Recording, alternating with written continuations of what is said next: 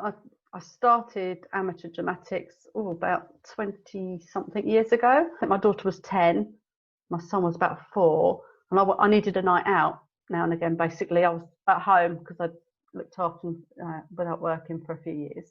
I just needed to get out. So in the paper, there was this little ad in a paper, Binfield Bards needs people to join them. And so I just rocked up and didn't look back really from then on. And then that wound down and I joined Crowthorne Musical Players. And at Crowthorne Musical Players, there's a few people that also do cats as well. And that's how I got into cats. I joined them about 3 or 4 years ago for a panto. It's just my entertainment, my one night a week out. There you go.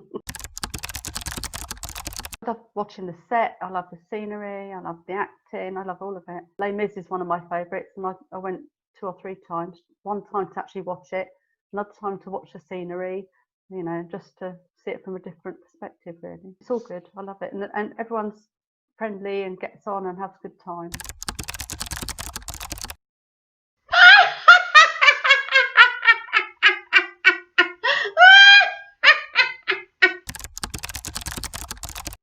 Farces and comedy is my favourite. Drama I don't mind, but I love a bit of a farce. I love it fast action, fast paced and funny. I very much love like Victoria Wood, Julie Walters, Dawn French, Jennifer Saunders, all those.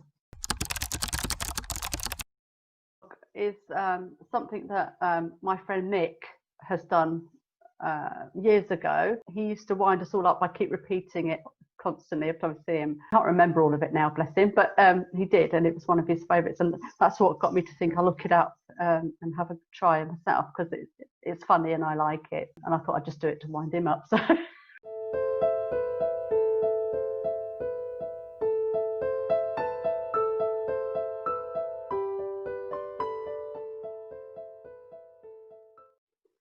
I'll tell of the Battle of Hastings, as happened in days long gone by, when Duke William became King of England, and Harold got shot in the eye. 'Twere this way one day in October. The Duke, who was always a toff, having no battles on at the moment, had given his lads a day off. They'd all taken boats to go fishing, when some chap into Conqueror's ear said, let's go put breeze up the Saxons. Said Bill, by gum, that's an idea.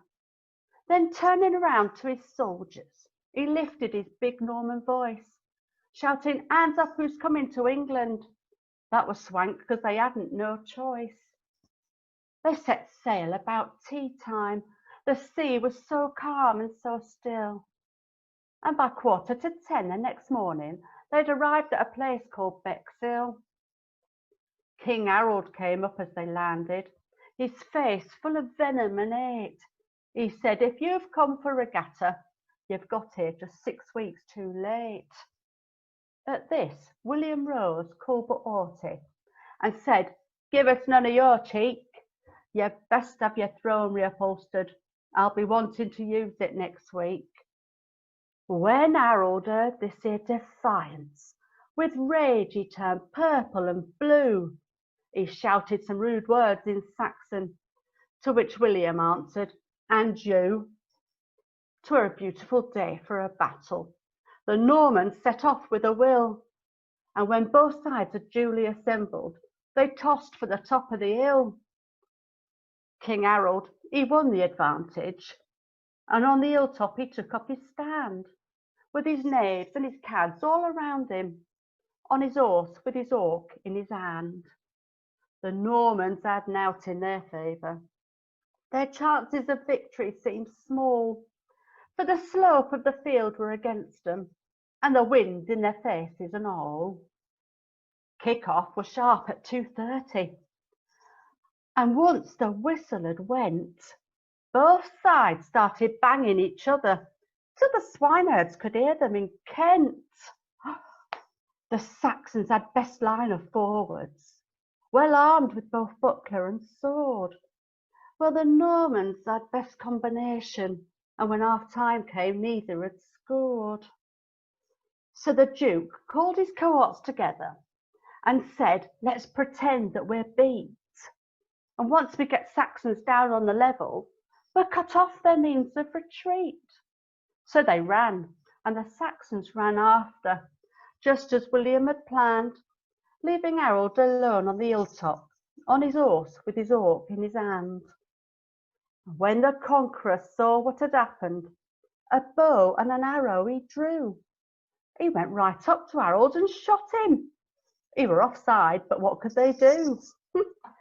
The Normans turned round in a fury and gave back both parry and thrust, till the fighting was all over, bar shouting, and you couldn't see Saxons for dust. When the battle was over, they found Harold so stately and grand, sitting there with an eye full of arrow, on his horse with his hawk in his hand. Now I go window cleaning to earn an honest bob. For a nosy Parker, it's an interesting job. Now it's a job that just suits me. A window cleaner you would be if you can see what I can see when I'm cleaning windows.